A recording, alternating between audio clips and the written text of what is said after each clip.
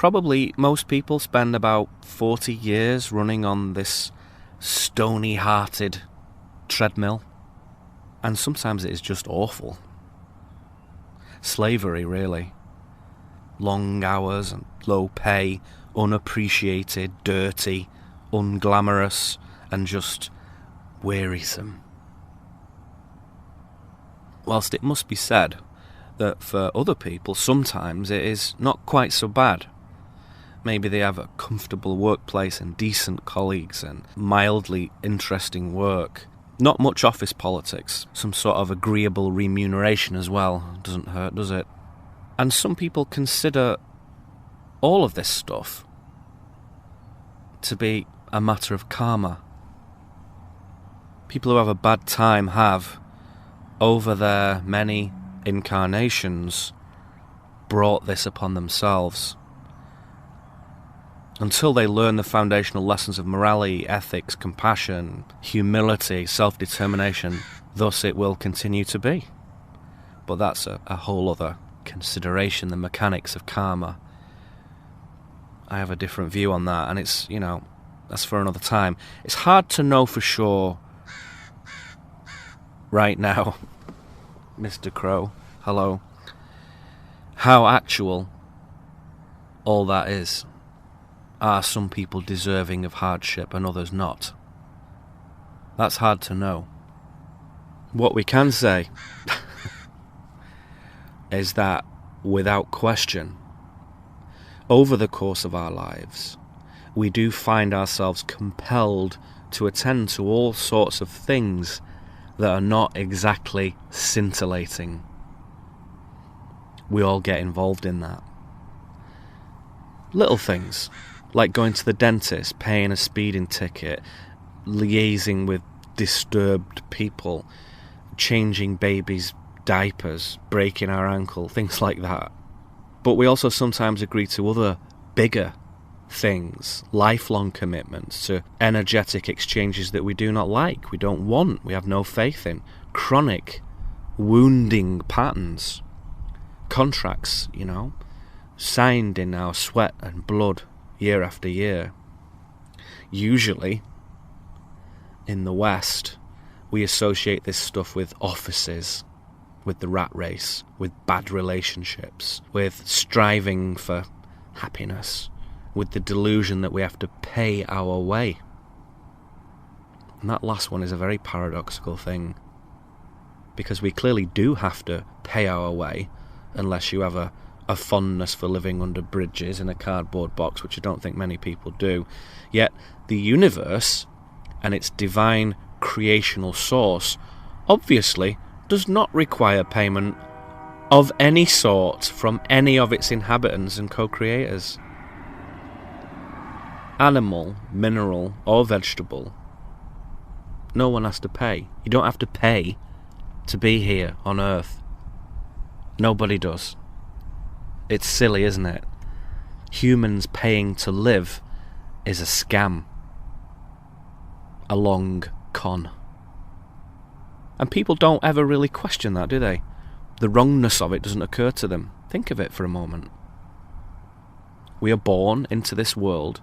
We parachute in from the heavens above, from another dimension, from nothingness, or however you care to think about it. We arrive in the world. We don't have to pay to be here. There's no license required to live freely as a human. No permits or contracts or anything like that. None of that stuff. But the system has persuaded us that it is acceptable to sign a contract with society that we do need to pay to live, to license ourselves to do things. And all of this is fantasy. Absolute and unadulterated piffle. Twaddle of the first order. Of course it is. You don't have to pay to be a human being and live on Earth, do you? Hell. But it is our consent to this fake contract, our philosophical agreement to it, the disregard of our own sovereignty. It is these things that create the huge problems of unfulfilled and unhappy lives. To be fulfilled, we need room. We need a bit of space and time to try things out, to express ourselves, to experiment, explore, and deepen our consciousness. And this is hard to do under the restrictions of a 9-to-5 life. There isn't the space to do anything. All the space is used up. It's used up in the workplace and recovering from the workplace back at home. And when people become habituated to feeling unfulfilled, when they think this is normal and okay, then unhappiness is always stalking them. There is most certainly a very important relationship between happiness and fulfillment. If someone is unfulfilled, no matter the apparent quality and affluence of their external 3D layer, then they cannot be happy.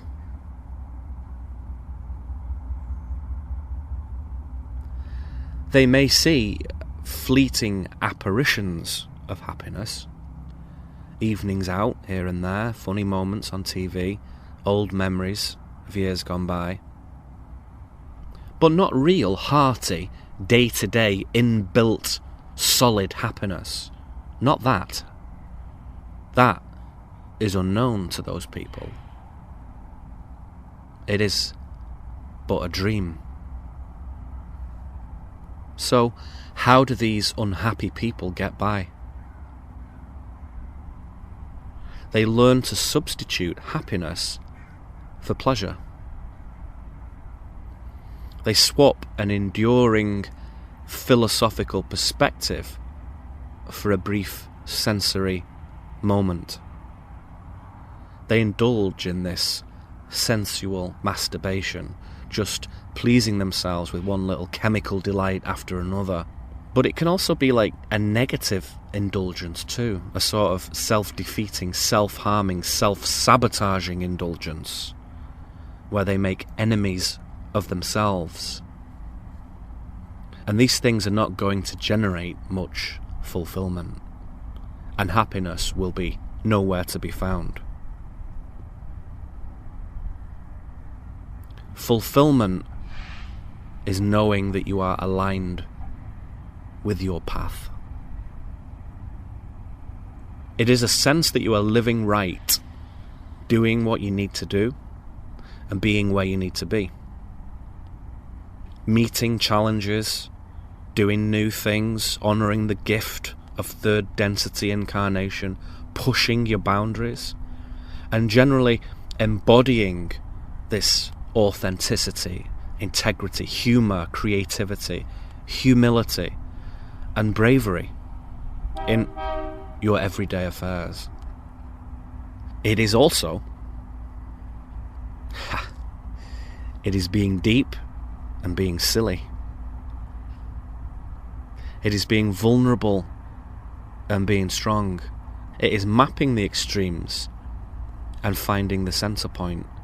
It is establishing a balance of all these things.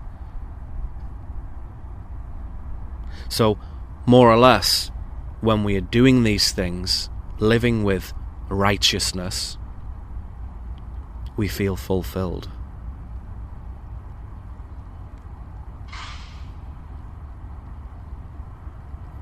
With even the slightest glimmer of fulfillment, happiness can waft into our lives like some sweet music.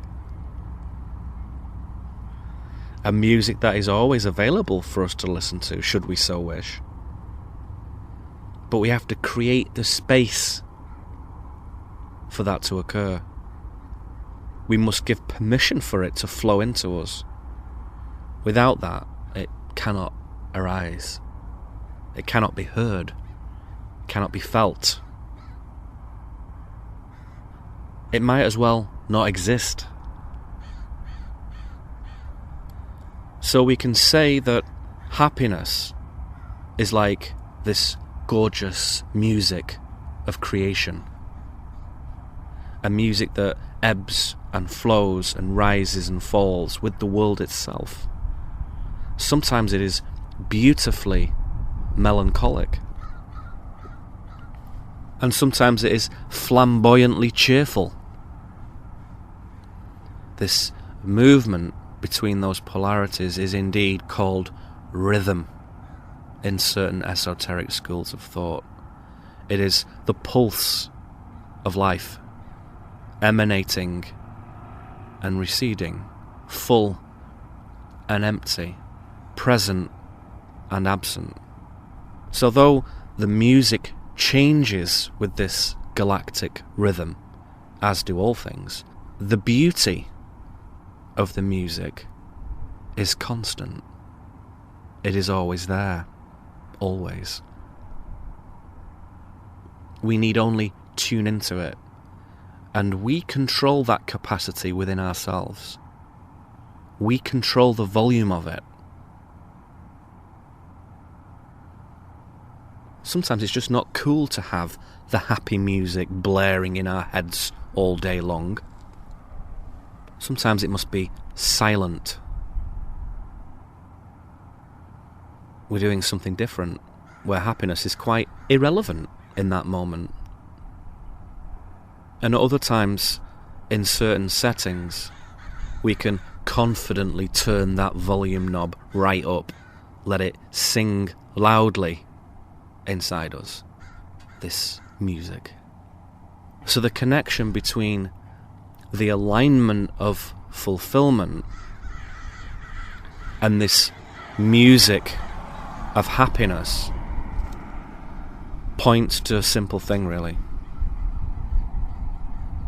Something that we could call function. And that is something that I view as a sort of handy conflation of the Buddhist eightfold path: right view, intention, speech, action, livelihood, effort, mindfulness, concentration. So when everything is cool and balanced, deep and conscious, then our function is true.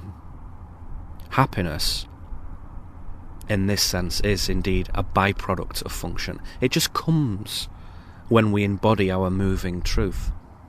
I heard William Burroughs say something very like this a long time ago, and he was dead right.